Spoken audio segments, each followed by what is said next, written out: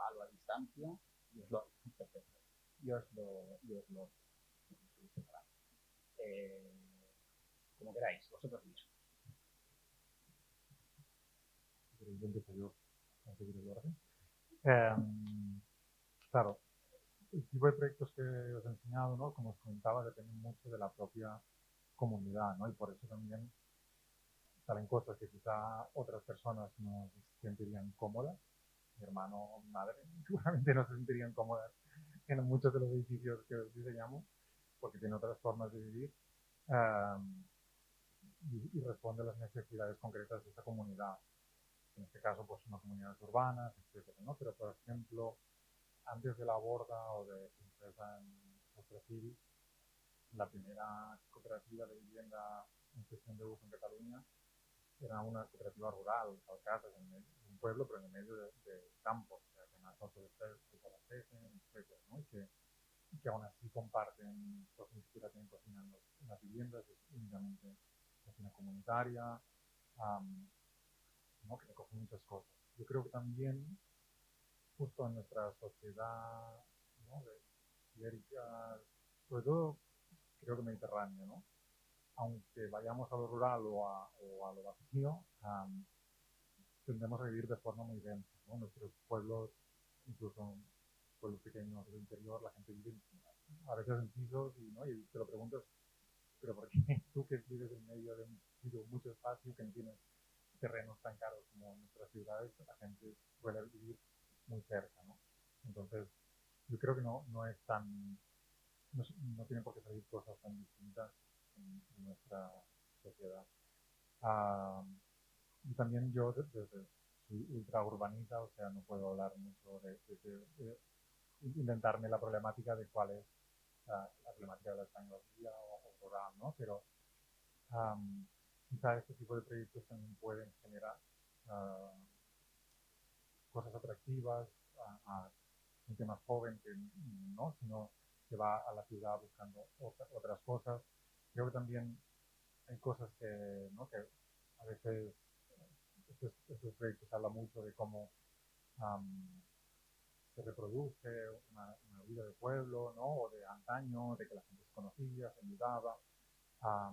¿No? Y no sé si es tanto esto de una cosa de ciudad y campo o de antes y ahora, ¿no? Porque antes, o sea, en los barrios aquí en Barcelona también había una vida, donde vivo yo, tan, tengo una situación casi de pueblo, porque de mi casa, mi trabajo, que son 10 minutos andando, siempre me encuentro a alguien.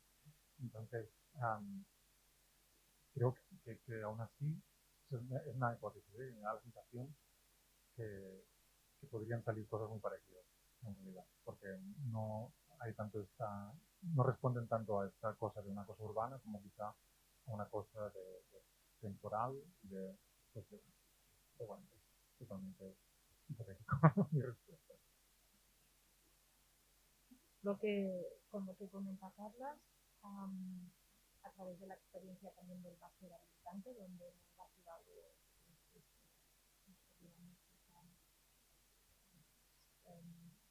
unas 14 ediciones, no, unas 12 ediciones, en que activan cada una de ellas un año seguido, ¿no? Trabajando en lo que diríamos territorio, ¿no? Entorno no urbano con una alta densidad. Y a diferencia de lo que esperábamos, hay dos procesos de participación han tenido una respuesta muy positiva, la verdad. Seguramente la condición de aislamiento en algunas de estas localidades, también algunos micropueblos o que llegaban a los 800 habitantes, por ejemplo, ¿no? Y su cohesión interna a nivel de reconocimiento de todas las partes y nosotros ser también una gente tan visible y con una presencia tan detectada, ¿no? desde fuera, pues hizo que ha ido haciendo que la respuesta que obteníamos en las convocatorias pues consiguiésemos a través de igual de establecer un vínculo, ¿no? Imagina con la panadera del pueblo, ¿no? Que se convertía en informante clave para hacer unas convocatorias donde de repente nos venían 80 personas, ¿no? Y el tanto por ciento de esto relacionado con toda la población es un tanto por ciento muy elevado que esto no lo podíamos conseguir en Barberà del Vallès, ¿no? o en alguna zona del Besòs, o en Barcelona mismo, o en Nou Barris, ¿no? Y esto pues nos hizo reflexionar muchísimo.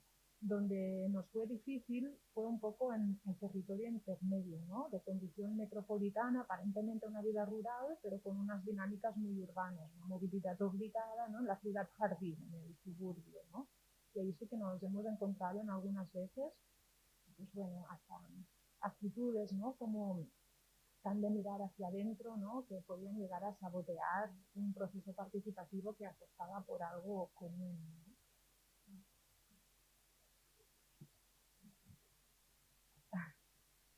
Qué ordenados que somos, ¿no? Mira, yo lo que quería decir es que para resolver la vida cotidiana, la proximidad, ¿no? la cualidad proximidad es muy importante, ¿no? Para favorecer este desarrollo. Gracias. Este desarrollo de la vida cotidiana, ¿no? Entonces, lo que pasa en distintos territorios es que las condiciones materiales cambian, ¿no? Y pues eso, lo que decía, ¿no? Yo también me iba al caso más urbanización, porque es más problemático que el caso pueblo, aunque esté poco habitado, hay más trama, digamos, o más proximidad, ¿no? De la que vamos para resolver la vida cotidiana. En cambio, en las urbanizaciones, ¿no? O en este territorio disperso, homogéneo, digamos, ¿no? De solo residencial, es mucho más complicado resolver la vida cotidiana, ¿no? Y es en esos casos en el que entonces las unidades familiares, ¿no? Tienen que disponer de tiempo y dinero para ello, ¿no? Entonces, nosotras hemos hecho algunos trabajos, ¿no? Por ejemplo, en Garraf, ¿no? Con el Consell Comarcal, que venía de un trabajo que hicimos en la universidad, también, que Carles también participó, que es por Suburbia, que se llamaba Las problemáticas residenciales en las urbanizaciones de la comarca del Garraf, ¿no? Y aplicábamos esta perspectiva, entendiendo que este es un territorio que no tiene que crecer más, ¿no? Que yo no estoy defendiendo las urbanizaciones ni una solución mágica para resolverlas, pero sí que es verdad que atendiendo a que tienen que limitarse y no crecer más, e incluso, dejo la bomba, algunas a lo mejor desaparecer, pero es verdad que hay un territorio muy amplio de gente que vive ahí y que tienen muchas problemáticas para resolver, ¿no? Entonces, ahí, con esta mirada, ¿no? Y algo que ha dicho antes Marta, ¿no? Sin la complicidad de las personas que viven ahí, ¿no? Sin que estas personas quieran mejorar, ¿no? Sus condiciones, es muy difícil, porque la administración sola no puede, aunque haya sido cómplice también de estos territorios, ¿no? No voy a abrir este melón porque es muy grande, ¿no? Pero en el sentido de, como relacionándolo con Carles, ¿no? Las cooperativas de vivienda son comunidades intencionales que han decidido ir a vivir conjuntamente y compartir, ¿no? En cambio, este otro polo, que sería una urbanización, serían como personas que han decidido ir a vivir individualmente, ¿no? En un espacio cerrado, ¿no? En su propio espacio cerrado, estoy diciendo.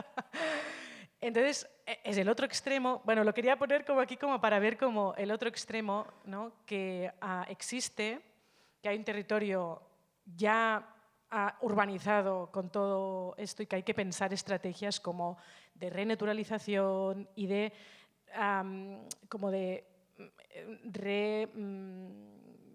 revida, ¿no? O reproximidad, ¿no?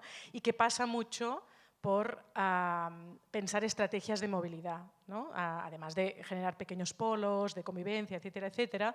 Sí que es verdad que pasar de 0 a 100 pues es imposible, ¿no? Pensar que eso van a ser núcleos súper densos, próximos, como un centro de una ciudad que tiene un pulso y que puedes desarrollar toda tu vida cotidiana en un entorno a pie, en un tiempo determinado.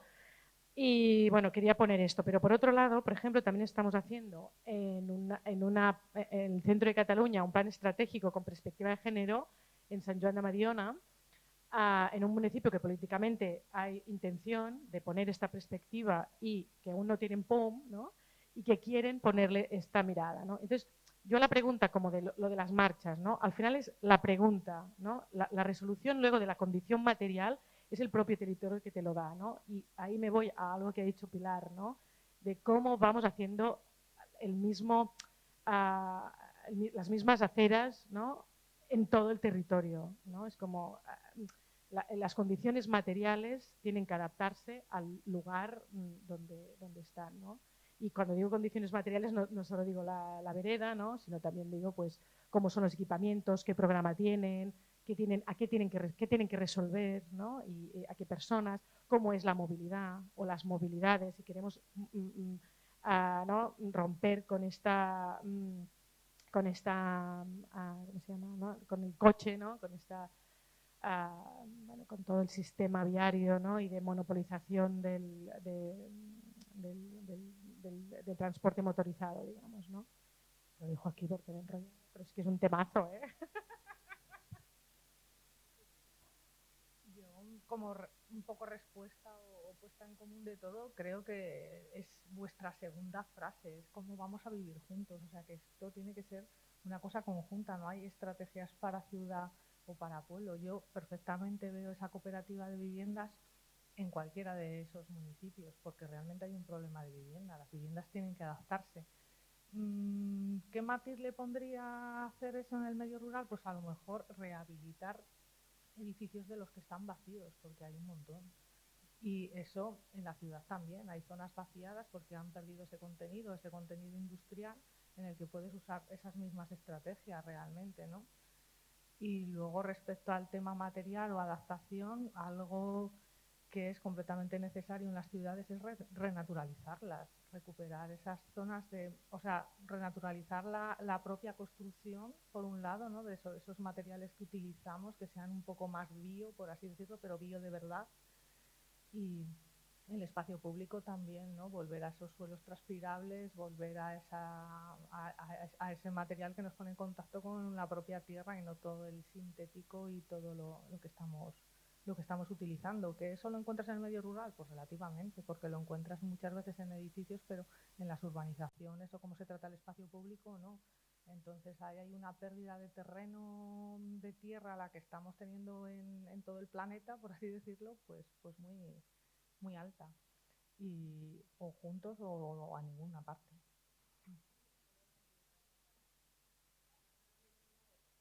Los compañeros, ¿no? Pues cuánto deformados estamos con estereotipos urbanos, ¿no? Y porque desde nuestras escuelas de arquitectura se sitúan en un enclave altamente denso, ¿no? A nivel de urbanidad, y esto implica que cuando nos desplazamos nos sentimos auténticos, pues bueno, individuos frágiles, ¿no? Ante esta idea de territorio, y esta idea de comunidad arrastra también estos prejuicios pues urbanos, ¿no? Donde ahí quizá la comunidad cobra otra dimensión, y el mismo espacio verde en sí, ¿no? Que lo tenemos también tan asociado al espacio público, ¿no? Y quizá pues en entornos más rurales pues es la red de caminos, ¿no? El cruce de distintos campos, el sistema pues agrario y forestal el que consiste en esta significación del espacio público en sí. Simplemente desmontar, ¿no? Los mitos sobre lo urbano es algo también a lo que nos tenemos que enfrentar.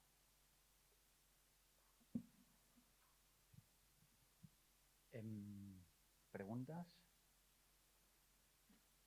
¿La pandemia ha vuelto a la gente al campo? Oh, espera. ¿Cómo funciona? ¿Es verdad? Pilar, ¿qué piensas? ¿Y todos qué pensáis? Decir que ha vuelto a la gente masivamente al campo, pero sí. O sea, sí que se nota, por ejemplo, familias que antes a lo mejor iban a pasar solo una pequeña temporada, que han alargado mucho el tiempo. Otras que están buscando nuevas oportunidades, sí, porque la verdad es que incluso en esos momentos duros de confinamiento o después, o sea, imagínate un pueblo en el que si quieres puedes no encontrarte con nadie paseando, al final te da mucha libertad. Y por lo menos si quieres estar aislado estás, pero también estás en comunidad, o sea, tienes como esa ventaja, la verdad.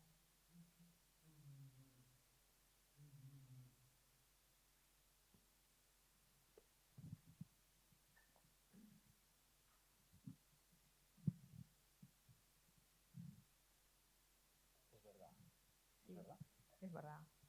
Y el teletrabajo además se está facilitando. O sea, la cuestión realmente es estar conectados, que había muchos municipios que no lo están y eso realmente sí que es una lacra, porque para trabajar ahora mismo la gente necesita... Sí.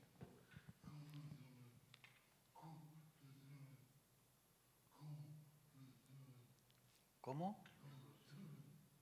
Se perdona. ¿Cómo lo hacemos?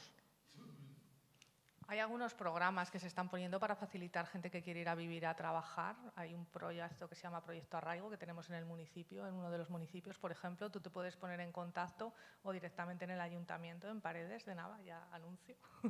Te ayudan a buscar casa, te ayudan a buscar trabajo, te ayudan a regresar, la verdad.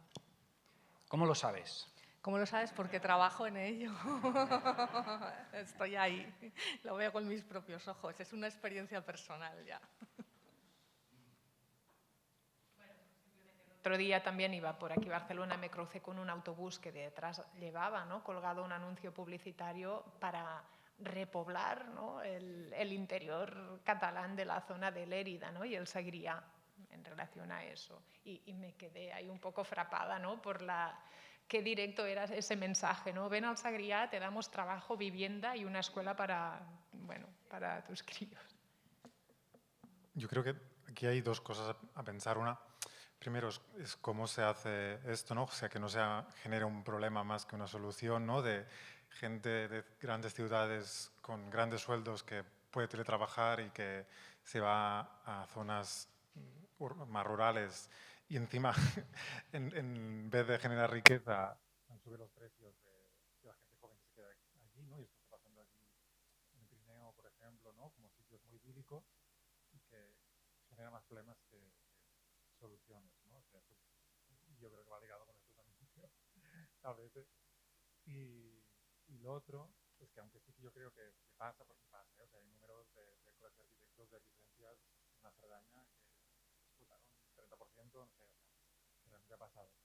Pero yo creo que también venimos de muchos años, ¿no?, en que en teoría Internet, la posibilidad de trabajar iba como desplazar las ciudades a que no fueran necesarias nunca más, y ha pasado al revés. Que las ciudades, sobre todo las más grandes, o sea, se ha concentrado todavía más en pocos puntos, ¿no? Y cómo revertimos esto. O sea, también, yo lo veo desde una... O sea, a mí me encantan las ciudades y justamente creo que la gente va a las ciudades por oportunidades de trabajo, de educación, de contactos, etcétera, ¿no? Pero al final las ciudades acaban fagocitando todo alrededor, ¿no? Y estamos en esta idea de ciudades globales, ¿no?, de hace tanto, ¿no?, generando pocos nodos y un vacío en el medio muy grande, ¿no? Entonces, ¿cómo lo llenamos sin destrozar? porque a veces la solución es peor que el problema que había.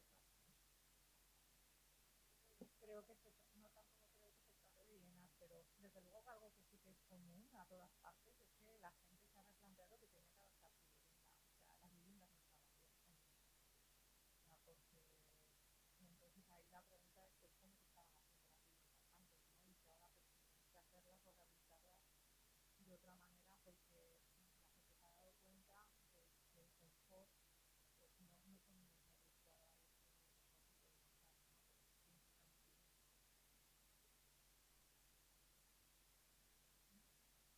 Bueno, y también poner de relieve con lo que decía Carla, ¿no? Que yo creo que también somos unos cuantos, ¿no?, que hemos podido teletrabajar y que hemos podido... digo que hay mucha gente, muchas personas que el teletrabajo ha sido más una encerrona que una facilidad para la vida, y que muchas personas han trabajado fuera de casa y que, bueno, no sé. No sé si quiero seguir por este camino, pero también la idealización a veces del estado rural o de los pueblos o de esta vida, ¿no?, ha hecho pues o genera, o incluso estos anuncios, o anuncios me voy antes, ¿no?, de ven a vivir delante, no lo comparo, de un pueblo, pero delante de un golf o delante, y me voy otra vez a las urbanizaciones, lo siento, pero que a veces también hemos pecado en la urbanización del territorio, en la idealización, ¿no? Y tú lo has dicho, y vivir en un pueblo es duro. Vivir todo el año en un pueblo es duro.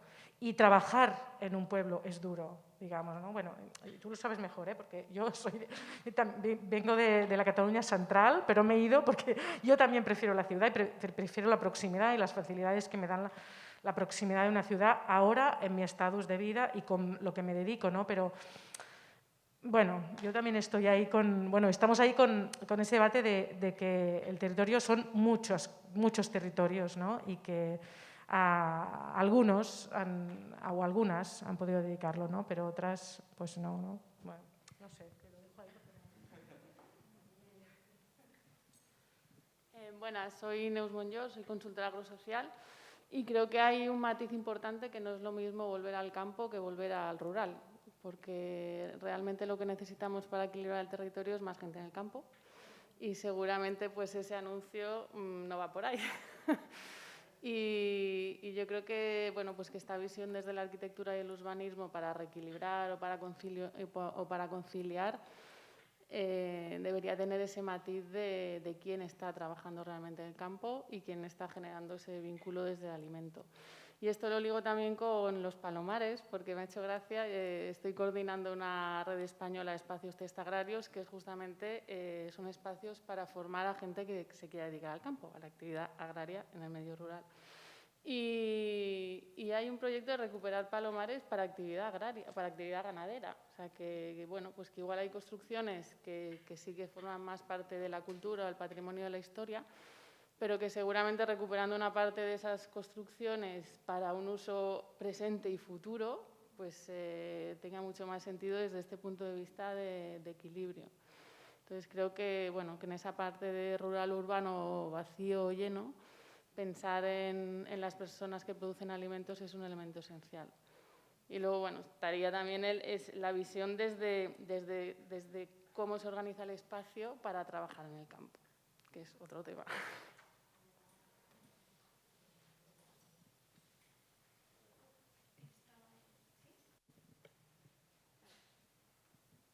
¿Sí? ¿A mí? Vale.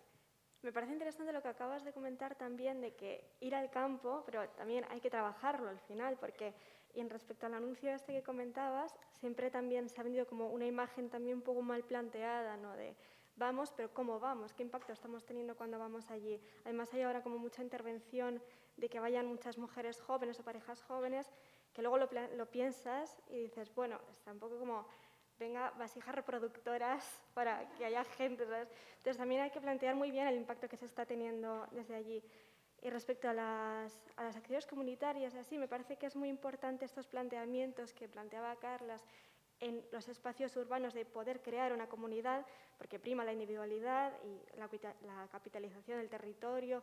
Entonces creo que en un espacio urbano es muy necesario que existan estas alternativas, pero luego cuando lo traspasamos al espacio rural, hay que plantear que estas comunidades ya existían, que han existido durante todo este tiempo, que han tenido una organización que ya estaba muy bien planteada desde el principio. Quizás como trasladarlo desde la perspectiva urbana no sea la mejor opción, considero yo, pero creo que es importante tener en cuenta la existencia de estas comunidades. En el caso de mi familia materna, que es de un pueblo de Soria que está totalmente destruido, está en ruinas, sí que me parecía importante esta transmisión, ¿no? De una comunidad que existía, que tenía su sentido, que por las migraciones rurales de los años 70 todo eso se destruye, entonces toda esa generación heredera se queda absolutamente abandonada y olvidada, ¿no? Como esas alternativas de comunidades. Entonces, bueno, es como, hay muchas cosas como que tocar y se me están abriendo un montón de ventanitas a medida que voy hablando, pero mejor para ella, porque sí.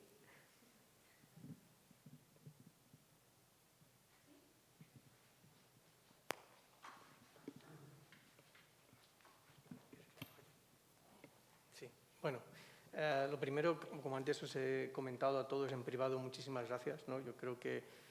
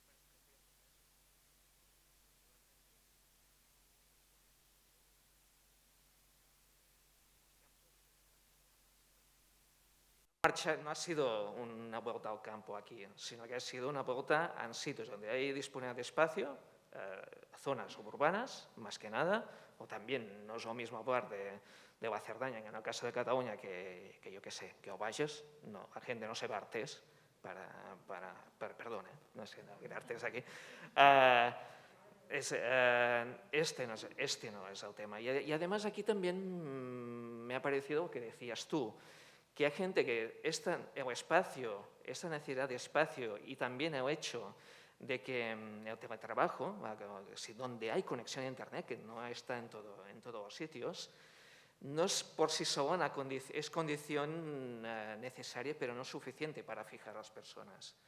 También eso que decías tú, ¿qué ha pasado aquí? Yo conozco gente, bueno, 2 casos no son representativos, que han marchado con toda la familia, se han ido en un sitio con conexión, yo soy de Girona, se han ido no demasiado lejos de Girona, pero todavía sí que ha pasado, que se han dado cuenta que tienen un teletrabajo, pero se aburrían, que no había los incentivos, no había, es decir, un urbanita que se van al campo allí con el ordenador a hacer su trabajo, pero que después a partir de cierta hora sale, uy, sí, está muy bien, tranquilidad, pero al final también a la misma tranquilidad en algunos casos se puede hacer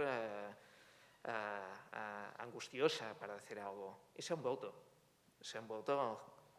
otra vez a la ciudad. Es decir, que no sé si ha acabado de ser un acto consciente esto. Y no sé si esto también puede llevar a una ola de suburbanización, que es lo que me hace más miedo a mí en este caso. Ya hemos, en los años 90, en la década prodigiosa de los años 2000, ya hemos visto demasiadas oleadas de suburbanización. Esto Oriol Nel lo explicaba muy bien en un artículo hace unos meses. Y además, y la coletilla, el fin de la ciudad. Yo cada vez que veo el fin de algo, el fin de la ciudad, el fin de la historia, el fin de la geografía, yo soy geógrafo de profesión y de vocación, te encuentras que al cabo de un tiempo te ves, ¿pero qué dices? Y también en el semanario de Economist de esta semana hay datos de Nueva York, hay datos de Londres, y también se ve esto, suburbanización. No se ve que se hayan ido a medio de los Highlands, los que han marchado de Londres. Están en las zonas suburbanas, allí te voy trabajando, la City ha quedado desierta, pero empieza ya a haber otra vez un cierto retorno y se ha acabado, y parece que, bueno, lo que decías tú, es un principio, ya veremos, y al final lo que decía también una cita de Pau Vila, maestro de geógrafos en Cataluña. Lo importante, hacer volver las aguas río arriba es muy difícil. Si de caso lo que tenemos que hacer es que se queden un poco fijadas aquí. No es lo mismo. Y bueno, más que nada, rollo para que...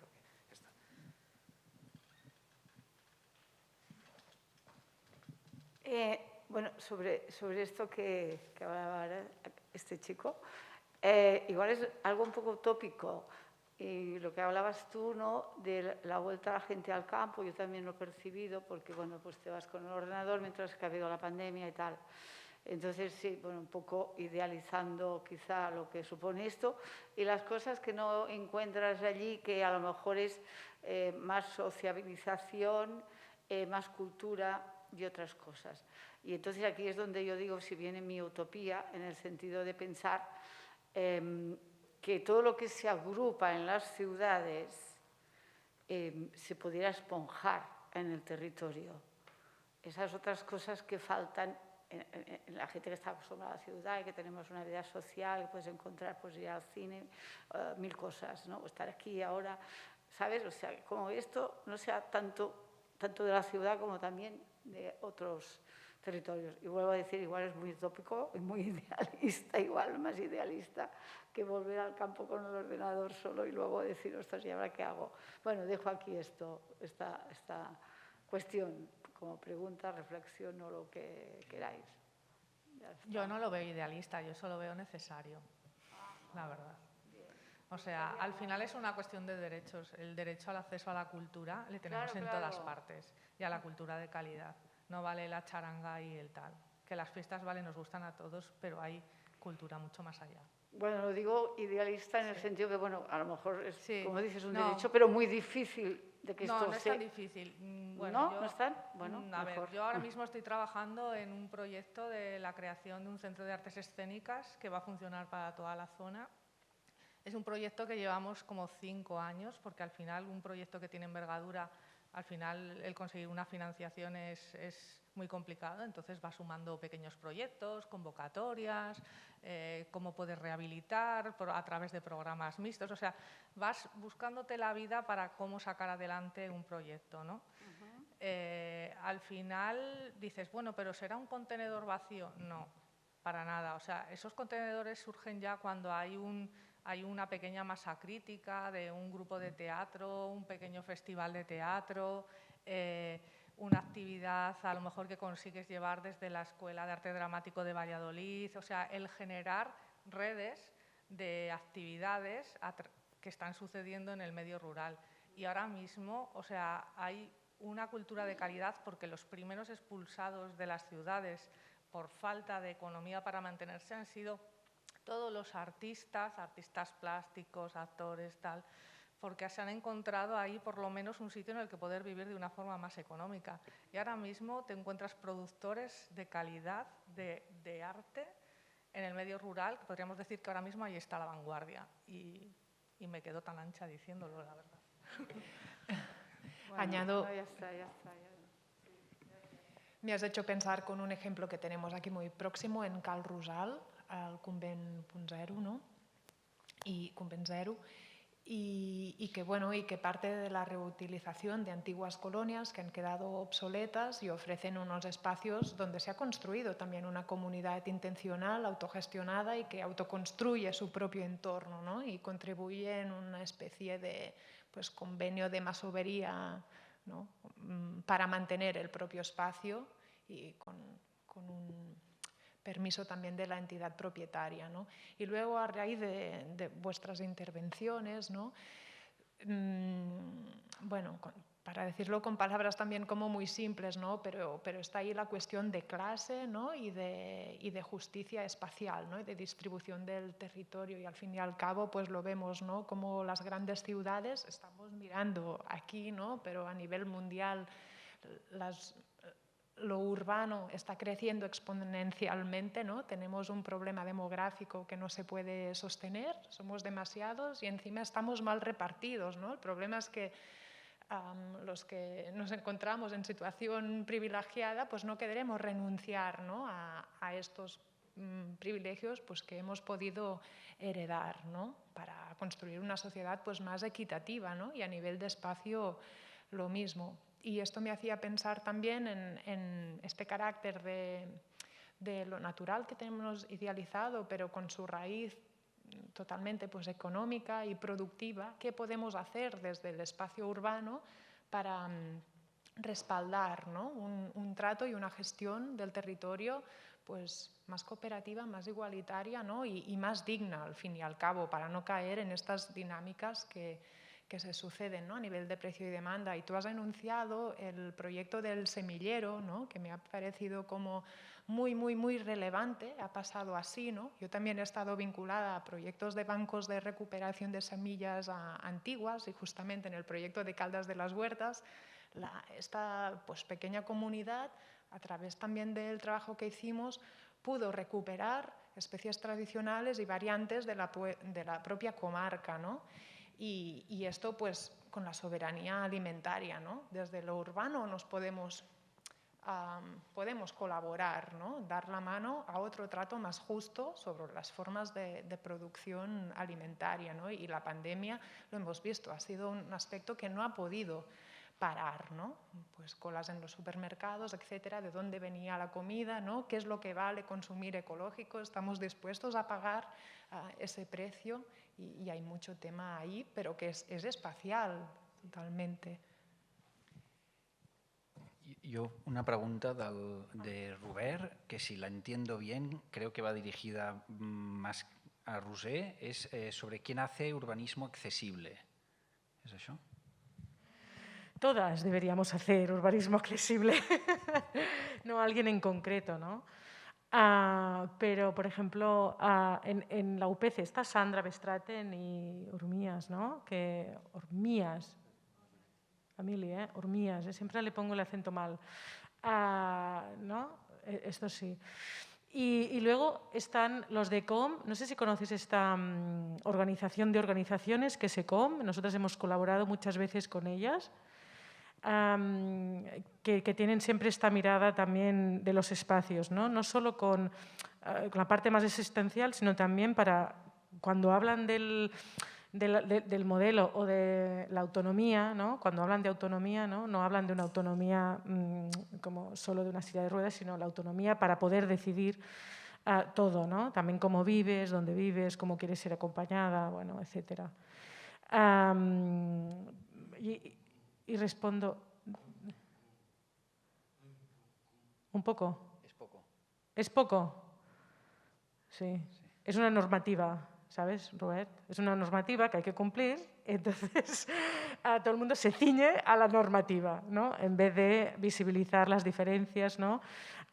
Porque cuando hablamos de accesibilidad o de diversidad funcional es un campo amplísimo, ¿no? No solo es la diversidad motora, sino también si abriéramos el tema de la salud mental, ¿no? És un temazo, no me'n recordo, és un temazo el de la salut mental i com l'espai pot ajudar a ganar autonomía a través del espacio, ¿no? Pero también otro tipos de diversidades sensoriales, ¿no? Yo también quería decir, relacionado con la primera intervención, ¿no? Y con lo que decía ella, que tot y així hay muchos ejemplos, ¿no? de personas que están trabajando en el territorio para trabajar con el territorio, ¿no? Para construirlo de otra forma, ¿no? Y también repensando estas formas de producción agrícola que, como decía él, ¿no? De un sistema, porque tú decías que están mandadas, ¿no? Que no les ha entrado el sistema neoliberal, pero sí, en realidad no son libres de trabajar el territorio como quieren, sino produciendo de esta forma intensiva para poder, ¿no? Dentro de este círculo vicioso que es actualmente la agricultura. En cambio, hay gente que está intentando salir de este sistema, ¿no?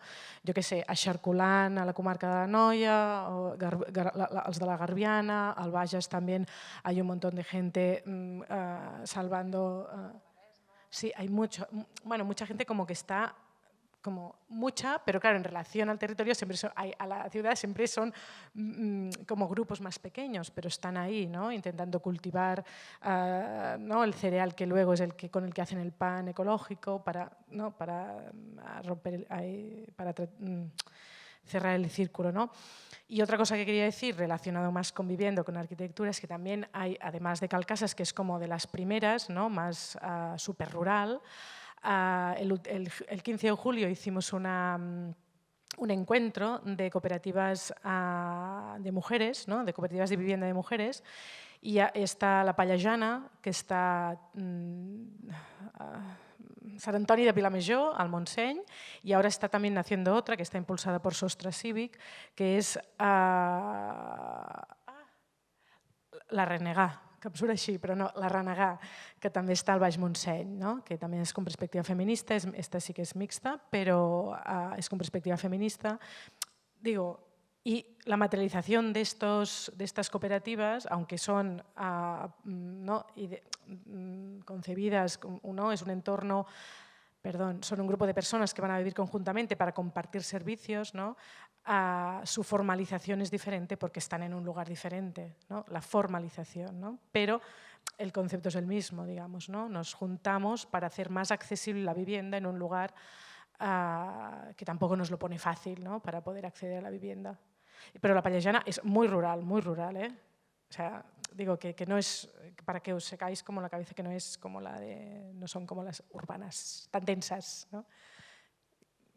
No, Robert, veo que tiene otra pregunta, lo que pasa, a mí me está costando entenderla, intento a ver si es esto lo que quieres decir. Dice, ¿qué opináis de que las ciudades son más sostenibles en cuanto a que hay, ¿no? Menos movilidad, más densidad? ¿Es eso? ¿Sí? Bueno, yo entiendo... Sí, es una pregunta que yo creo que casi se contesta sola, ¿no? O sea, el hecho de densificar en sí, y ya históricamente, es un hecho, digamos, sostenible. Digamos, concentrar las ciudades, tener menos movilidad, tener los servicios próximos, etcétera, etcétera. Es lo que decíamos antes, que si todo el mundo se fuera, de repente todo el mundo se fuera al entorno rural, lo destrozaríamos, creo que eras tú, ¿no, Carlas? Ya es, o sea, las ciudades la concentración es sostenible, pero hasta un punto, sí, por así evidentemente, decirlo. sí, sí. No tal como estamos entendiendo. No, yo hablo desde un punto de vista histórico. Claro. Sí, sí. Cuando ya pasas de la ciudad de los 15 minutos, ¿no? Pues se acabó la sostenibilidad. Tan global, ¿no? Que una ciudad sea sostenible es muy, muy difícil, ¿no? Porque si vamos a identificar la huella ecológica de los distintos vectores que forman parte del metabolismo de la ciudad, es que nada es producido, ¿no? Prácticamente en la propia ciudad y, bueno, y a esto nos enfrentamos. Sí, yo pensaba en la frase es que no me acuerdo quién la dijo, pero nos la cuenta siempre Sociedad Orgánica, ¿no? De que cuando hablamos a nivel de edificio, que los edificios no consumen energía, que son los usuarios, ¿no? Que al final, o sea, tu edificio tiene que estar bien diseñado y tal, pero que un edificio súper mal diseñado, pero que no lo usa nadie, no va a consumir energía, ¿no? Y que por eso nosotros trabajamos con mucha pedagogía con los usuarios. Y yo creo que lo mismo se puede aplicar a la escala urbana, y es lo que decía Marta.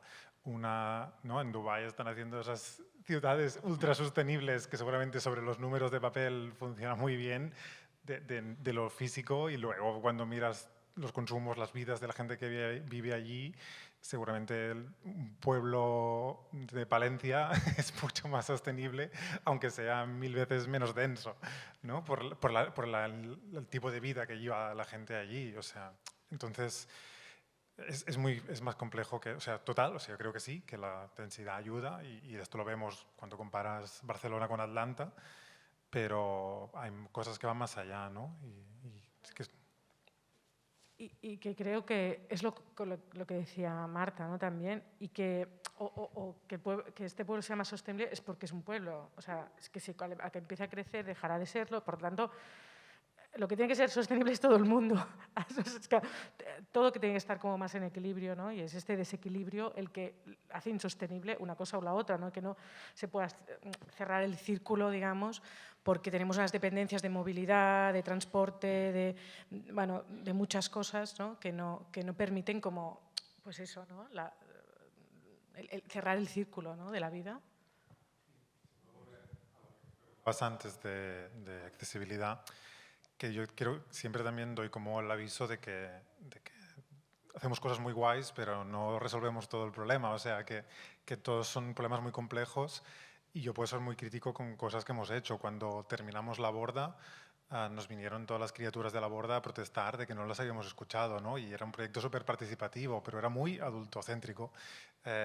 O luego, cuando han venido gente de Sutrac a ver La Borda, gente mayor que ya ve problemas que puede tener de movilidad, pues nos criticaba ciertas cosas que quizá no habíamos sido suficientemente, no le habíamos prestado atención, ¿no? Porque quizá la mirada era otra.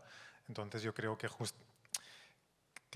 hay que incorporar distintos saberes y sobre todo distintas experiencias y formas de vida, porque es imposible que con lo complejo que es el mundo los profesionales lo podamos resolver desde nuestro despacho. Es lo que decía Rosé, si no, al final lo vuelves lo reduces a el hombre blanco joven y con todas las habilidades y urbano, ¿no? Y el resto son los raros, cuando el resto son la mayoría, somos la mayoría, ¿no? Entonces, bueno, hay que yo creo que todos los que estamos aquí abogamos por la participación justamente para no dejarnos estas miradas, ¿no? Bueno, sí.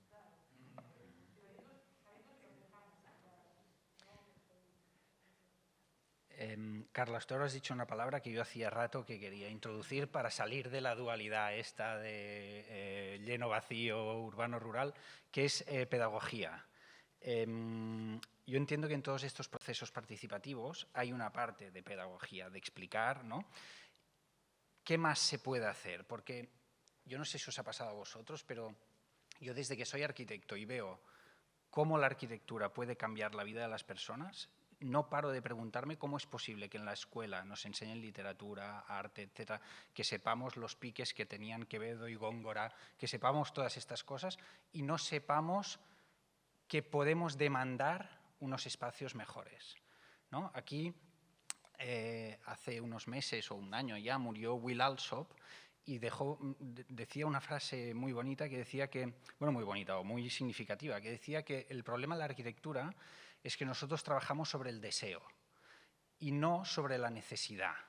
Y en el fondo, alguien podría decir, no, esto no es verdad, pero en el fondo sí, o yo creo que sí, porque mucha gente que vive, ¿no? Lo que decíamos, con la pandemia la gente ha visto que podría vivir mejor.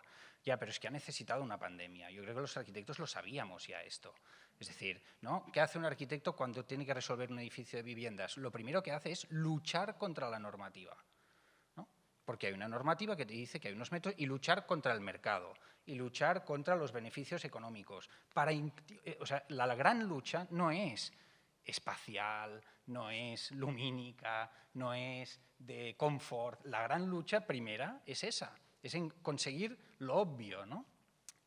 ¿Cómo? Yo lo he pensado muchas veces, vale, ¿y cómo se rompe con esto que está tan arraigado en la sociedad y que al final se refleja en las políticas de vivienda, se refleja en las normativas, se refleja en que el mercado pida viviendas de 4 dormitorios en lugar de viviendas dignas, ¿no?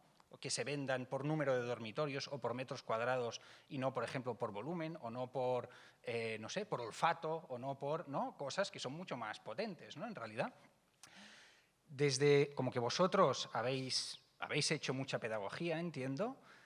¿Cómo podemos hacerlo para realmente hacer todavía más? Para que la arquitectura entre en los programas de las escuelas, pero no que entre como, ay, ahora hacemos un taller participativo donde los niños hacen unas maquetas muy divertidas y venga, se acabó. Volvemos a las matemáticas, la literatura. ¿No? ¿Cómo se puede hacer para que realmente esto penetre y que la gente cuando llega a una edad sepa a qué puede aspirar? Porque yo creo que el gran problema que tenemos es que la gente no lo pide porque no lo sabe. Si lo supiera, lo pediría, evidentemente. Y si lo pidiera, las políticas serían otras, bueno, ¿no? La cadena funcionaría, ¿no? ¿Qué se puede hacer ahí? Si es que se puede hacer algo, que espero que sí. Podría estar una hora hablando de esto. O sea, claro, digamos que el problema de partida de nuestra profesión es que nace ligada al poder, ¿no? Y no sé si Marta hablaba bastante de esto, de que históricamente los arquitectos se han servido a los príncipes, a la iglesia, a quien tuviera poder, ¿no? O sea, ha sido bastante tarde, hasta principios del 20, que los arquitectos han empezado a mirar los problemas de la sociedad global, de las masas, de los obreros, ¿no? Y no ha sido hasta los quizás 70s ligados con otras revoluciones que también, ¿no? Con las citas que traía Marta de Giancarlo de Carlo, ¿no? que empezamos como profesión a ir más allá. A mí, de las cosas así más recientes que he leído que me gusta, es de Ezio Manzini, que es un diseñador italiano que habla mucho de como diseño social y que está muy bien porque también pone un poco en crítica que tengamos que ser solo facilitadores, que podría parecer, ¿no? que ahora cuando hablamos de arquitectura y participación solo vamos a trasladar lo que piensa la gente a los que tienen que ejecutarlo, y ponen un poco en crisis esto, ¿no? Y habla de 4 roles que podemos hacer. Ahora no sé si me voy a acordar de todos en la diapositiva que uso normalmente, pero que sería un poco de proponer también, ¿no? O sea, esto de proponer alternativas que luego se discuten, se utilizan o no, pero que tenemos una capacidad creativa propositiva que esto también facilita que pasen cosas y se generen discursos nuevos, ¿no? El de hacer las cosas más fáciles, ¿no? Porque también yo creo que en el mundo académico, incluso nuestro, pasa mucho que hay unos discursos muy elevados y todo parece súper difícil y súper complejo, y cuando lo consigues hacer de una forma más fácil y visible, ¿no? Y nosotros, por ejemplo, trabajamos mucho pues, con maquetas, con renders, ¿no? Con cosas que pueden parecer un poco chorras, sobre todo como lo tratamos, porque no son unas maquetas de cartón, hay de madera de balsa súper bonitas, sino que son maquetas de batalla, pero que facilita que alguien se atreva a mover las cosas y a discutirlas y a entenderlas, ¿no? También un rol de provocador, ¿no? De hacer preguntas y decir, ¿y por qué esto no se hace así, ¿no? Y yo creo que lo importante es valorar también los distintos saberes, o sea, que tenemos un saber técnico y los conocimientos que tiene la gente, que la gente pasa el 90 y no sé cuánto % de su vida en un espacio creado por el humano, o sea, que tiene mucho conocimiento del entorno urbano, lo que no se lo escucha, ¿no? También muchas veces, y entonces cómo canalizamos esto también es importante, ¿no? Y estoy de acuerdo que no sé, ahora no te podría decir cosas muy concretas porque va más allá de, con todo el cariño, de hacer un taller de maquetas, ¿no? Sino que es más de la relación entre el usuario y el arquitecto, ¿no? Que a veces es que no hablamos con el usuario, hablamos con el cliente, que no es el usuario, es que es el promotor, es que es el ayuntamiento, es el que no sé qué, y que se piensa que lo sabe todo,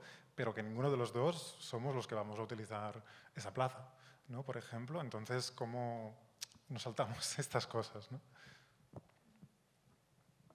También añado que, bueno, coincido con lo que comentas, Carlas, pues añado también que en esta cuestión pedagógica de la participación la idea también es pensar si es innovación o es tradición, ¿no? Nos parece que innovamos muchas cosas y sí que lo hacemos porque aprendemos a medida que hacemos cosas, ¿no? Pero también tenemos detrás, como ya apuntaba Carlas, pues toda una tradición, una genealogía que también me hace pensar con lo que Roser pues has presentado, ¿no? Pero esta comunidad más extendida de la cual formamos parte, pensando que estamos ahora entre iguales, ¿no? Por esto estamos aquí, hay algo que nos une, pero no es tan habitual, ¿no? Ni siquiera dentro de las escuelas de arquitectura. Y hay mucho que trabajar y romper muchas pues, barreras, ¿no? Acerca de lo que aquí pues, nos interesa. Y cómo nos conectamos con todas estas autorías, con estas referencias que están alineadas con este propósito de la participación, que al fin y al cabo es transformativa, es pedagógica, y no solo dentro de los espacios pues, de las universidades, ¿no? Porque nos formamos esto en la vida cotidiana, ¿no? Y bueno, luego pienso también, ¿no? De qué tipo de comunidad conformamos, ¿no? Entre nosotras y nosotros, ¿no? Cuáles son los espacios de colaboración entre el sector profesional, institucional y también pues, académico para crear una cultura de la participación, ¿no? Que nos puede parecer que puede ser algo muy emergente, pero es algo que ya existe, que viene esta idea de arquitectura y transformación social, pues ha sido siempre pues, muy rebatida, ¿no? Y muy cuestionada. Y bueno, hay estas contracorrientes de las cuales podemos tomar prestadas muchas herramientas, aprendizajes, errores y cuestiones que quizá pues, debemos aprender a remirar para no reproducir, ¿no? Yo creo que tenemos que cambiar el sistema. Es que con este sistema neoliberal no va a costar mucho avanzar hacia otro tipo de relación entre las personas y todo va a ser siempre muy necesario que hayan pruebas y pruebas y pruebas, ¿no? Como es necesario que esté aceptado socialmente una cooperativa de vivienda después de que exista la borda, de que haya habido un grupo que se haya peleado ahí y le haya costado muchos años y mucho tiempo de su vida mostrar cómo puede ser una cooperativa de vivienda, ¿no? Y a partir de ahí, toda la pedagogía que hacen, gracias a que hay esta prueba piloto, ¿no? Porque lo que están haciendo es, ¿no? Es como en un mar de hielo, ¿no? Están ahí abriendo esclechas, ¿no? Que esta palabra me encanta en catalán, ¿no? Porque a mí me parece que andamos sobre un mar de hielo, ¿no? Que es muy difícil, ¿no? En este sistema en el que vivimos, capitalista. Pero eso no quiere decir que sea pesimista, ¿eh? Yo trabajo para transformarlo, ¿eh? Digamos que estoy ahí, ¿eh? Pero de verdad que a la pregunta yo es como el sistema, o sea, clarísimo, ¿no?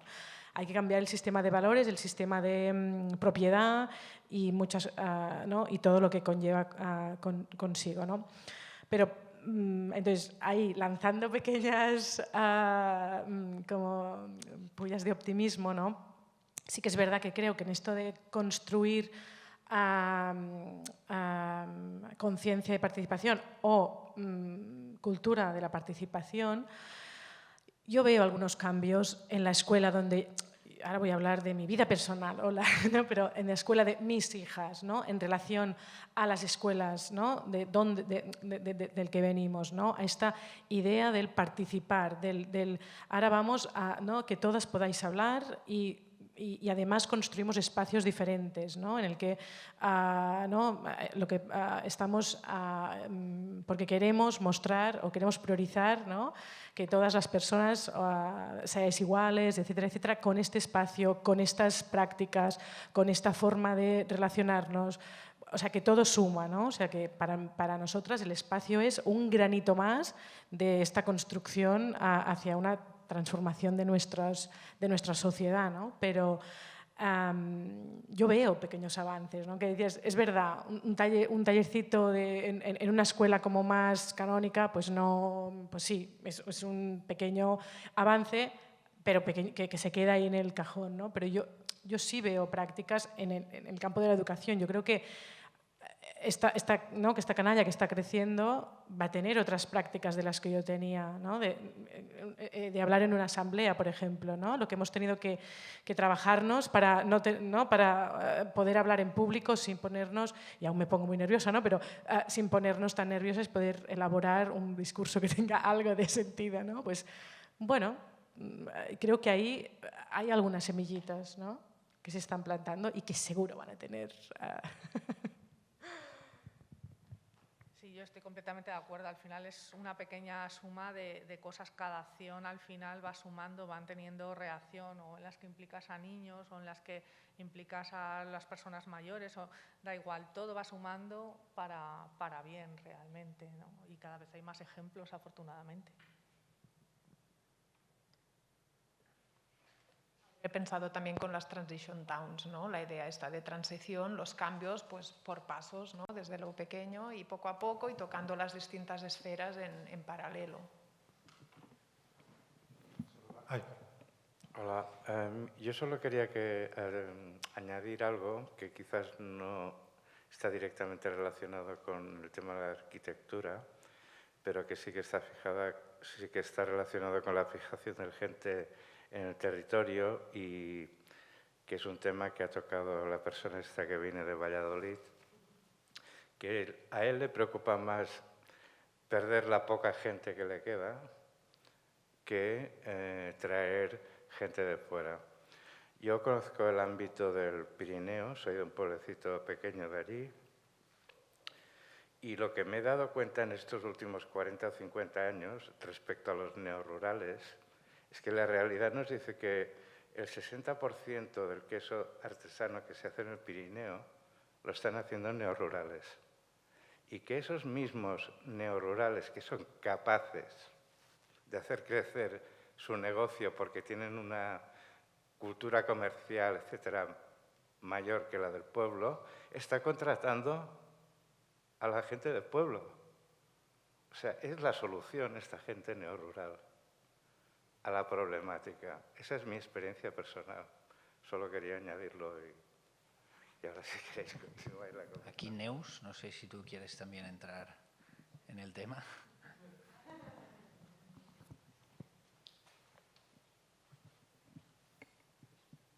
Lo voy a ligar con lo que ha dicho Rosé, de que siempre hay pioneros. O sea, para que haya cambio, revolución o transición, necesitamos gente, personas o proyectos que cambien alguna norma del sistema y que rompan esa barrera, ¿no?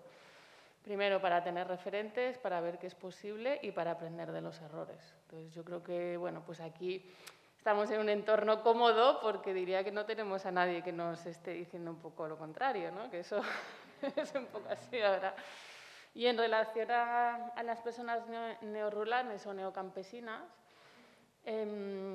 mi experiencia también va un poco por ahí. O sea, que al final hay una parte que se está viendo que es más urbana, o sea, porque está rompiendo algunas de las tradiciones que eran más inmovilistas, porque tradiciones también hay hacia adelante y hacia atrás. O sea, hay algunas que nos mantienen en estanques que diríamos que pues igual no hace falta mantenerlas y otras que está bien recuperarlas, ¿no? Y aquí hay un concepto que igual es más teórico, que mañana sí me gustaría introducirlo, que es el de recampesinización, y queda un poco así como, ¿es antiguo, es moderno? ¿De dónde lo situamos? Pues lo situamos un poco en esas personas que han recuperado tradiciones para pensar en el futuro, ¿no? Y que vuelven al campo, trabajando en el campo y generando espacios diferentes. Entonces ya no son ni urbanos, ni rurales, ni de productores ni de consumidores, son mucho más híbridos, ¿no? Entonces, antes también, cuando hablabas de dicotomías, pues a veces la dicotomía nos va bien porque separas una cosa de la otra, pero al final yo creo que hay que salir, ¿no?, de esa dicotomía. Y estoy totalmente de acuerdo. Al final, cuando llega alguien y plantea una cosa diferente en un espacio donde lo que había antes se ha acabado o se ha extinguido, porque las cosas se acaban, genera otras oportunidades. Y yo creo que sí que estamos en un momento que va un poco por ahí, ¿no? Y antes también, cuando hablaba él claro, es que los productores no pueden poner el precio a sus productos. Bueno, algunos sí y otros no. Entonces, también lo ligo con lo que decíais vosotras de que hay también nuevos modelos agrarios y alimentarios, y aquí pues es otra vez una pequeña o gran revolución desde el alimento. Y ahí la ciudad es totalmente imprescindible. O sea, si la ciudad, que es una de las cosas también que plantearemos mañana, si el campo para, la ciudad no come, pero si la ciudad no come, el campo se para. Entonces, aquí hay que replantear toda esa parte de vínculo desde el alimento, si comemos los quesos, por ejemplo, y cómo comer queso artesano revoluciona el territorio, y cómo nos sentimos cada uno en ese espacio, ¿no? Entonces, yo creo que para mí la idea de recamperolización es esencial para pensar en reconciliar toda esta serie de espacios.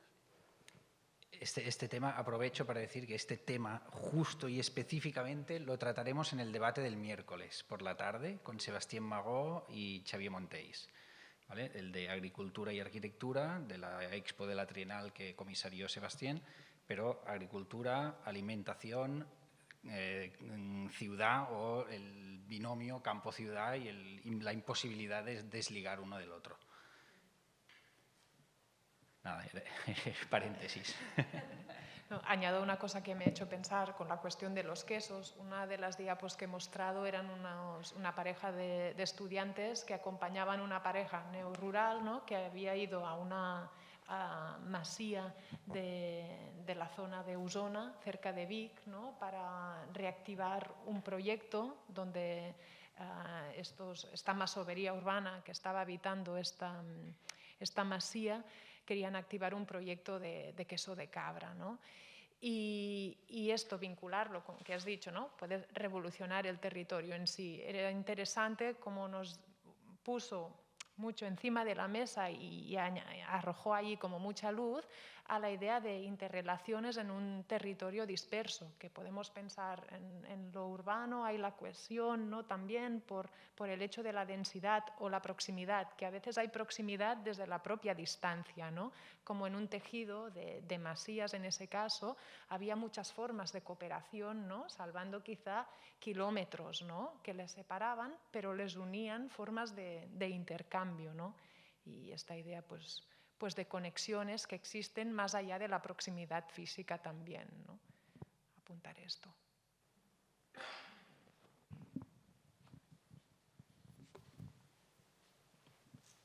Sí, bueno, perdona, yo un poco, cuando hablabas del tema de los precios, aunque iba a explicar otra cosa, pero vamos, con el tema de los precios, ¿no?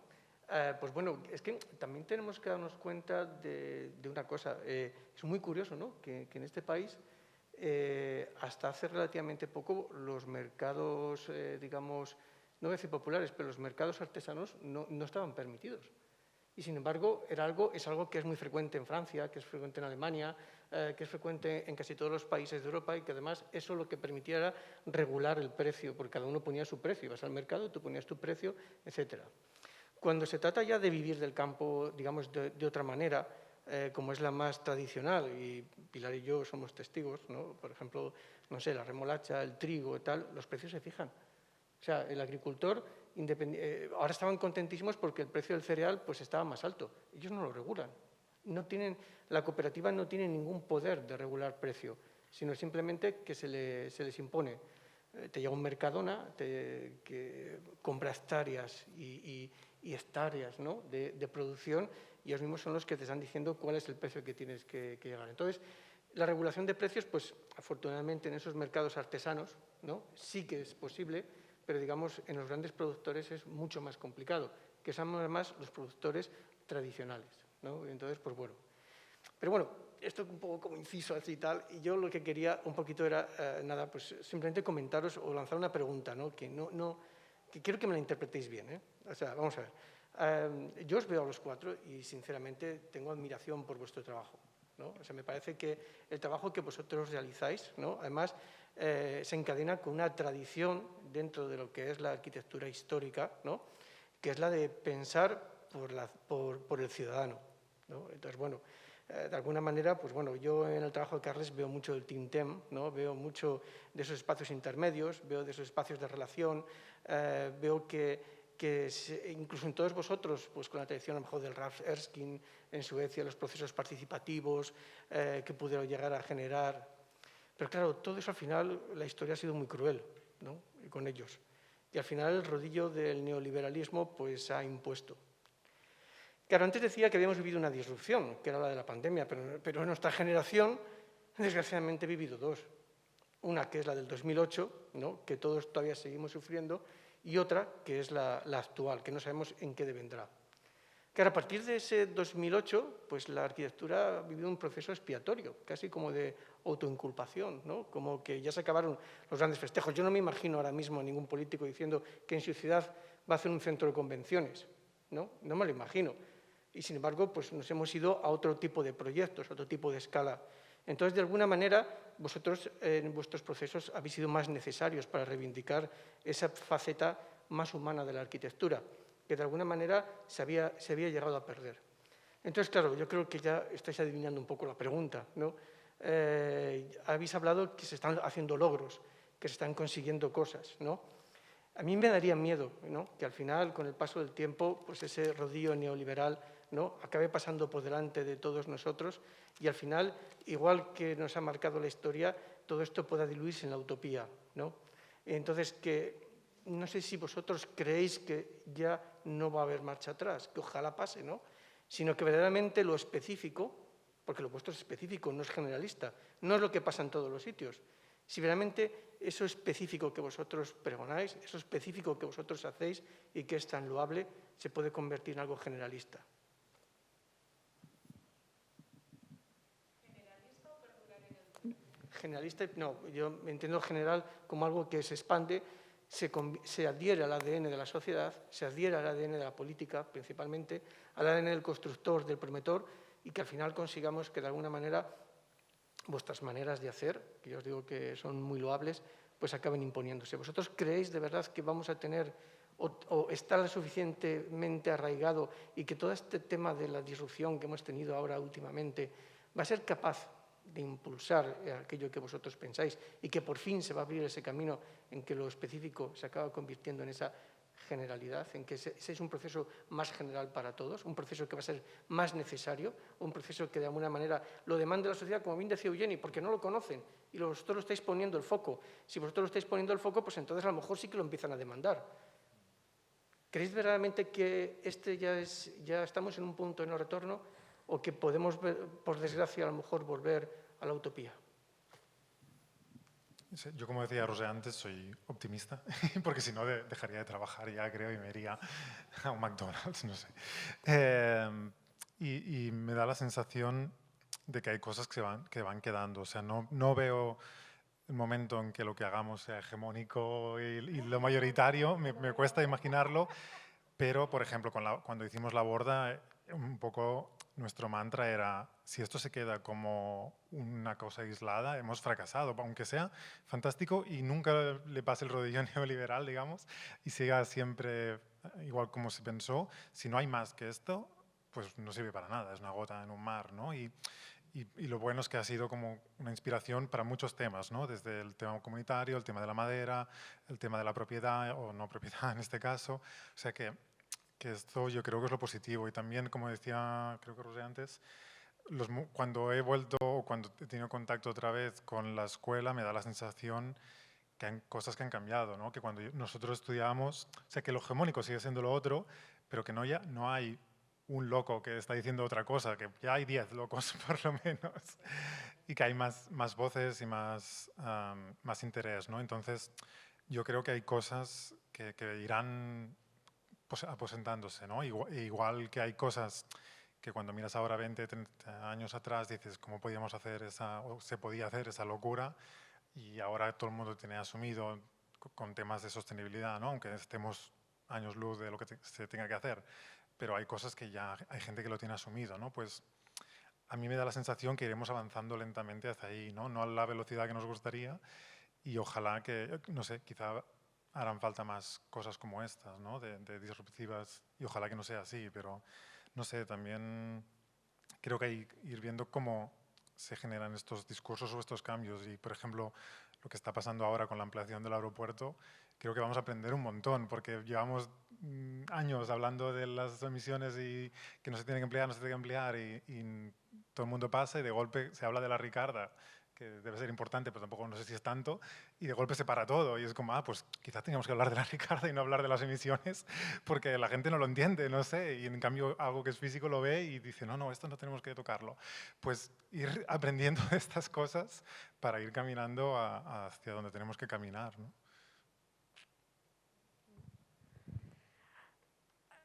Sí, soy optimista, pero no, pero es muy fácil ir atrás, muy fácil. Y ahora estamos en un momento,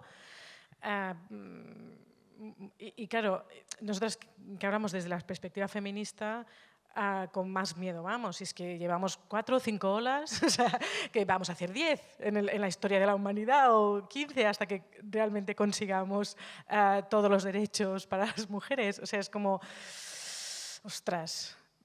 Y ahora da miedo por eso, porque ya te digo, estamos en una oleada positiva y ¿qué? ¿No? Van a venir, ¿no? Pero así, después de decir esto en el ámbito más pesimista, sí que es verdad que yo creo que tenemos más conciencia de dejar más huella, como mínimo, dejar más huella o que nos borren menos, ¿no? O sea, que tengan menos capacidad de borrar, ¿no? para así decirlo, porque ostras, la borda la tendrían que desmontar, ¿no? Si la historia la quisiera como sacar de en medio y bueno, le costaría un poco más de tiempo, ¿no? Hay historias de las que has nombrado así, que al final eran más una teoría, 2 libros y tal, ¿no? Bueno, pero digo que cada vez hacemos un poco más, ¿no? Dentro del cambio, para que perdure un poco más, ¿no? Entonces, aunque este no va a ser el último, o sea, igual que en las olas feministas, ¿no? No va a ser el último, porque seguro que va a haber ¿no? regresiones, pero es verdad, ¿no? Y con esta idea también, por ejemplo, de las aportaciones de las mujeres, ¿no? Esta, no manía, pero obsesión que tenemos para que todo quede publicado, para que igualmente tenemos muchas mancanzas, ¿eh? O sea, nos fustigamos mucho por lo que no estamos publicando o no estamos visibilizando, pero no paramos, ¿no? De que todo quede como impreso en un libro, que quede, ¿no? Que hagamos tesis doctorales, que queden ahí, ¿no? Que este conocimiento que generamos no solo quede en el ámbito de la acción, ¿no? Sino también en el ámbito académico, en el ámbito de cómo esto ha modificado las políticas públicas. Bueno, ¿no? Es como, la intención está, pero el seguro de que no irá para atrás, yo no lo tengo, vaya. Coincido con vosotros y bueno, la idea de perdurabilidad o de ir hacia adelante, de punto de no ir hacia atrás, yo esto sí que me lo creo, ¿no? La sostenibilidad de aquello que estamos creando, que va hacia adelante y creo que el progreso, con toda la connotación que lleva detrás, también nos va a ayudar a ello. Pero la hegemonía de esta mirada que es parcial, pues esto sí que bueno, el mundo es grande y es pequeño a la vez, ¿no? Pero estamos en una cultura precisamente también muy específica, ¿no? Y pensando en un mundo también tan interconectado y con sus ventajas y desventajas, pero tal como podemos entender esta arquitectura ahora y aquí, igual no tiene nada que ver en el sistema pues, comunista dictatorial en la China, ¿no? Cómo esa participación puede entrar en entornos, pienso, académicos o profesionales y a la práctica pues en Teherán, por ejemplo, en Irán, ¿no? Bueno, me conectaba también con una tesis que está explorando esto, ¿no? Y estas realidades existen y no son una excepción, ¿no? Son mucho más comunes de lo que estamos acostumbrados. Entonces, bueno, que el camino a recorrer es muy largo y también es muy ancho, ¿no? Y necesitamos esto, mucha perspectiva, ¿no? Hacia atrás, hacia los lados. Yo creo que no tenemos opciones, o sea, la opción es seguir adelante. O sea, seguir haciendo y que al final, importantísimo documentar, fundamental que haya esa huella. Y yo sí que veo que esto nunca se extenderá como una balsa de aceite, ¿no?